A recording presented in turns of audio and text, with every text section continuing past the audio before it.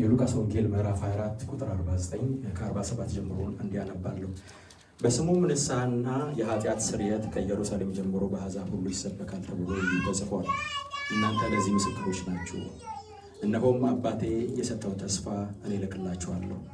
እናንተ ግን ከላይ ኃይልን እስክትለብሱ ድረስ በኢየሩሳሌም ከተማ ቆዩ ይላል ጌታ። በዚህ ምዕራፍ የተናገረው አንድ ነገር አለ።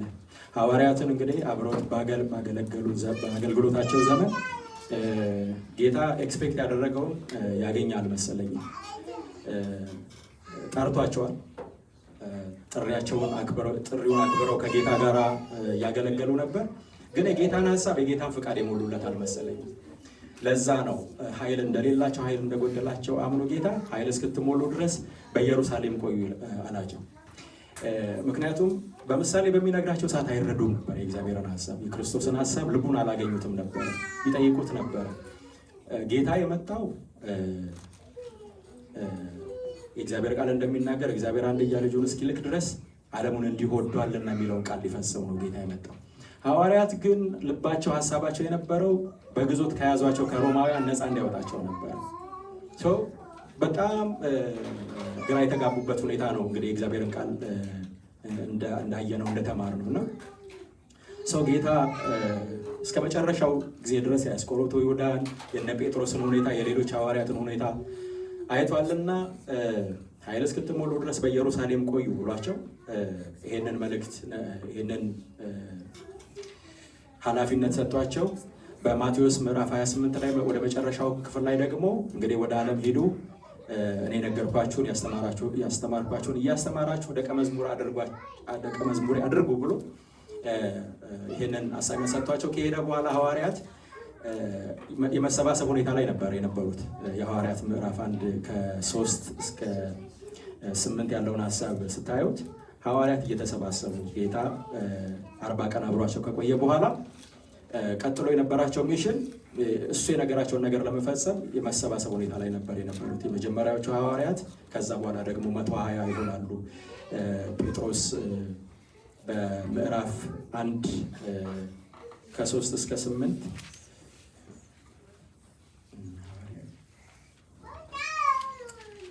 ከ3 እስከ 8 እንዲህ ይላል። ደግሞ 40 ቀን እየታያቸው ስለ እግዚአብሔር መንግሥት ነገር እየነገራቸው በብዙ ማስረጃ ከሕማማቱ በኋላ ሕያው ሆኖ ለእነርሱ ራሱን አሳያቸው። ከእነርሱም ጋር አብሮ ከኢየሩሳሌም እንዳይወጡ አዘዛቸው። ነገር ግን ከኔ የሰማችሁትን አብ የሰጠውን የተስፋ ቃል ጠብቁ። ዮሐንስ በውሃ አጥምቆ ነበርና እናንተ ግን ከጥቂት ቀን በኋላ በመንፈስ ትጠመቃላችሁ የሚለውን የክርስቶስን ሐሳብ እያሰላሰሉ መሰባሰብ ጀምሮ ምዕራፍ 2 ላይ በአንድ ልብ ሆነው ሲጸልዩ የእግዚአብሔር መንፈስ እንዳገኛቸው ይናገራል። የኔ መልእክት ቅድም ወንድም ሞጌ ሲያነሳው ከነበረ ሐሳብ ጋር ተመሳከረ፣ ተገናኘ ያልኳችሁ ምንድን ነው? በአንድ ልብ ሆነው ሲጸልዩ የእግዚአብሔር መንፈስ አገኛቸው ማለት ነው። ከዛ በኋላ ብዙ ታሪክ ነው የተቀየረው።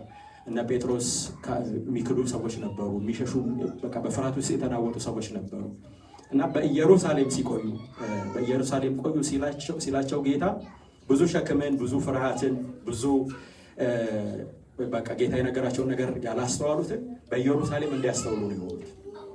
በኢየሩሳሌም በተቀመጡ ሰዓት የጌታን ምክር በሰሙ ሰዓት በዛ ስፍራ በኢየሩሳሌም ብዙ ድካም፣ ብዙ ሸክም ነበረባቸው ሐዋርያት እንደምናውቀው። ምክንያቱም የተዘራባቸው ዘር ፍሬ እንዳላሳየን የሚታይ በክርስቶስ በሞትና ትንሣኤው ሰዓት በፍርሃት ነበሩ፣ አላመኑ። ወደ የኤማውስ መንገደኞችን ታሪክ ታውቃላችሁ። በጣም ተስፋ ቆርጠው ሊያድነን ሊታደገን የመጣው ጌታ በቃ ሆፕለስ ነበሩ፣ ተስፋ አልነበራቸው። የተማሩት ትምህርት፣ የተነገራቸው ሰማያዊ ጸጋ፣ በማቴዎስ ምዕራፍ 6 ላይ ደግሞ ያስተማራቸው ጸሎት ሁሉ መና ነበር የቀረው። ልክ ሲሰቀል በአይሁዶች እጅ ሲወድቅ ልባቸው ከጌታ ጋር አልነበረ። የሸጣው አለ፣ አላቀም ያለው አለ፣ በገረድ የተበተነው ብዙ፣ አንድ ሰው እንኳን አብሮት አልነበረ። ነገር ግን ጌታ ይሄንን ምክር ከመከራቸውና ኃይል እስክትሞሉ ድረስ በኢየሩሳሌም ቆዩ ካላቸው በኋላ የሐዋርያት ታሪክ የሚጀምረው የጌታን ልብ የጌታን ጥያቄ መልስ የመለሱበት በሐዋርያት ሥራ ምዕራፍ 2 ላይ በሐዋርያት ሥራ ምዕራፍ 2 ላይ በአንድ ልብ ሆነው ሲጸልዩ ነው የሚለው። እነዚህ ሰዎች ከዚህ በፊት አይጸልዩም ነበር ወይ ለማለት ያስቸግራል። ምክንያቱም ጌታ በማቴዎስ 6 ላይ ስለ ጸሎት አስተምረን ብሎት ስለ ጸሎት ያስተማራቸው እውነት አለ። ነገር ግን ህይወታቸው ላይ ያንን ነገር አፕላይ ሊያደርጉት አልቻሉም። ስለዚህ በምዕራፍ 2 ላይ ግን አንድ ነገር ነው የተገለጠ። የእግዚአብሔር መንፈስ በክብር ተገለጠ። እኔ እሄዳለሁ አጽናኝ የሆነውን መንፈስ ይልክላችኋል አላቸው። ያ አጽናኝ የሆነው መንፈስ ግን በእነሱ ላይ የወረደው አንድ ልብ ሆነው በጸለዩ ሰዓት ነው። እነዚህ ሰዎች አይጸልዩም ማለት አይቻልም፣ ይጸልዩ ነበር። እንግዲህ የእግዚአብሔር ቃል ሁል ጊዜ ለእኛ ሲመጣ ፈውስ ሊሆነን አይደለም፣ ለትምህርት እንዲሆነን ነው። ብዙ እንጸልያለን፣ ብዙ እንዘምራለን፣ ብዙ በጌታ ፊት እንተጋለን። ግን ለትጋታችን ፍሬ እጅ ከምንድን ነው የሚለን ጌታ? ኳየር ያገለግላል፣ የጸሎት ህብረት አለ፣ የወንጌል ስርጭት አገልግሎት አለ። በዚህ ቤተክርስቲያን ውስጥ ብዙ ኦፊሶች አሉ። እነዛ ኦፊሶች በየኦፊሳቸው የሐዋርያት ሥራ ምዕራፍ 2 እንደሚለው እንዴት ነው ፌሎሺፕ የሚያደርጉት? እንዴት ነው የሚጸልዩት? አዝ ኤ ግሎሪ ሜምበርስ እንዴት ነው በአንድ ልብ ሆነን የምንጸልየው? የእግዚአብሔር ቃል ለዚህ ነው የሚመክረን። ምክንያቱም የእግዚአብሔር ቃል ሲናገር ቃሉላ ከፈወሳቸው ከመከራ ሕይወት አዳናቸው ይላል። ፈውስ ነው የሚሆንልን የእግዚአብሔር ቃል ሲመጣ። በሐዋርያት 2 ላይ የተገለጠው ክብር ሐዋርያትን ወደ ሌላ ምዕራፍ ነው ያሻገራቸው። ቅድም ወንድሜ ሲናገር ነበረ፣ ሌላ ምዕራፍ ነው የተቀየረው። ሲፈራ የነበረው ጴጥሮስ ኧረ እኔ ጌታዬ ወደ ላይ ነው የተሰቀለው፣ እኔ አብስ አይደለም በሌላኛው ተቃራኒ ነው የተሰቀለው እስኪል ድረስ ነበረ ልቡ የሞላው። በጣም ትልልቅ ድንቅና ታምራት ይሆን ነበር በሐዋርያት ሕይወት ውስጥ። ለምንድን ነው የሆነው ስትሉ፣ በአንድ ልብ ሆነው በአንድ መንፈስ ሆነው በጸለዩ ሰዓት ታሪክ ነው የተቀየረው። እነዚህ ሰዎች ከዛ በፊት እያገለገሉ አልነበረም? ከዛ በፊት ስለ እግዚአብሔር መንግስት አይቀኑም ወይ? በደንብ ነበር የሚቀኑት፣ በደንብ ይተጋሉ፣ ትጋታቸውን ለጌታ ያሳዩት ነበር። ነገር ግን ፍሬ ያፈሩት መቼ ነው? በአንድ ልብ ሆነው በጸለዩ ሰዓት፣ አንድ መንፈስ በሆኑ ሰዓት መንፈስ ቅዱስ ተገለጠ። እኔ እሄዳለሁ አጽናኝ የሆነውን መንፈሴን እልክላችኋለሁ። በዮሐንስ 14:26 ላይ እኔ የነገርኳችሁን እሱ ያሳስባችኋል። ጌታ መንፈስ ቅዱስ በመጣ ሰዓት እኔ ሄዳለሁ ሰላሜን እተውላችኋለሁ፣ እሱ በመጣ ሰዓት ያሳስባችኋል። እንዲያሳስባቸው ሐዋርያት ምዕራፍ 2 ላይ እነዚህ አገልጋዮች ደቀ መዝሙር ምንድን ነው ያደረጉት? አንድ ልብ መሆንን ወደዛ ዲሲሽን የሄዱት እና ከዛ በኋላ እንግዲህ እንደምታውቁት የሐዋርያት አገልግሎት እጅግ በጣም ፍሩትፉል ነበረ። የእግዚአብሔር መንግስት ላይ የመብዛት ስርዓት አለ። የበዙትም ከዛን ቀን ጀምሮ ነው። ምዕራፍ 2 ላይ የእግዚአብሔር መንፈስ በእነሱ ላይ በወረደ ሰዓት በዕለቱ ብቻ 3000 ሰው ነው ወደ እግዚአብሔር መንግስት የተጨመረው። ፍሩታቸውን በዕለቱ ነው ያዩት። ድንገት ነው የታየው። የእግዚአብሔርን መንፈስ በህይወታችን ውስጥ ድል እንዲያደርግ መንፈስ ቅዱስ ስጦታዎች አሉ በቤተ ክርስቲያን ውስጥ። ያ ፍሬ እንዲያፈራ በየኦፊሱ በየህብረቱ ውስጥ ያለ አንድነት በዚህ በሐዋርያት ሥራ መቃኘት አለበት ብዬ አስባለሁ። በዚህ ያልተቃኘ አገልግሎት ከንቱ ነው፣ ፍሬ የለውም ማለት ነው። አንድ ልብ መሆን ካልተቻለ እግዚአብሔርን አገልግሎት ማገልገል ይቻላል፣ ግን ፍሬ አይኖርም። ፍሬ እንድናፈራ ቅድም ወንድሜ የሆነ ትራንዚሽን ውስጥ መግባት አለብን። የመንፈስ ቅዱስ ክብር በእኛ ላይ ሊገለጥ ይገባል። እኛ ስንጸልይ አጋንንት ጮሆ ሊወጣ ይገባል። ስናመልክ ደዌ ሊፈወስ ይገባል። እነዚህ በሐዋርያት ዘመን ሲታዩ የነበሩት ድንቅና ታምራቶች ዛሬ ለምንድን ነው በእኛ መካከል እንዳይታዩ? እያገለገልን አይደለም?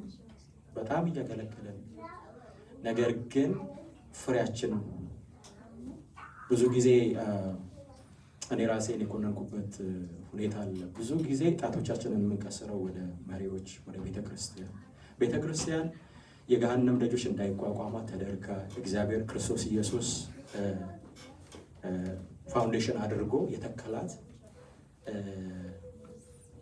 እኛ በእሷ እንድንሰራ ከእሷ ጋር ከቤተክርስቲያን ጋር እንድንሰራ እንጂ ወይንም ደግሞ ሊደርሺፕ ሆነ የሆነ ግሩፕ አይደለም። በዚህ ጉባኤ ውስጥ ያለ ምእመን አገልጋዩ አንድ ልብ መሆን ይጠበቅበታል፣ እንደ ሐዋርያት ሥራ 2 የእግዚአብሔር ቃል እንደሚናገር። ስለዚህ የዛሬውን መልእክት ለማጠቃለል ክርስቶስ ኢየሱስ ኃይል እስክትሞሉ በኢየሩሳሌም ቆያላቸው። ኢየሩሳሌም እንደ ማንኛውም ግዛት አንድ ግዛት ነበረች። እዛ የቆዩበት ምክንያት ፌሎሺፓቸው ሐዋርያት 2 ላይ የተገለጠውን የእግዚአብሔርን ቃል እንዲፈጸም ያ ስፍራ ለነሱ ምቹ ሁኔታ ነበር፣ ምቹ ቦታ ነበር። ዛሬም ለግሎሪ ኦፍ ጋድ ኢንተርናሽናል የእግዚአብሔር መልእክት እንደተረዳሁት መንፈስ ቅዱስ ሊያስተምረን የፈለገው ነገር ምንድን ነው? ሌስ ዋን ሀርት፣ አንድ ልብ ነው፣ አንድ መንፈስ ነው። ካለበለዚያ አገልግሎታችን 20 years እያገለገለን እንደዚሁ ያለ ፍሬ እንቀጥላለን።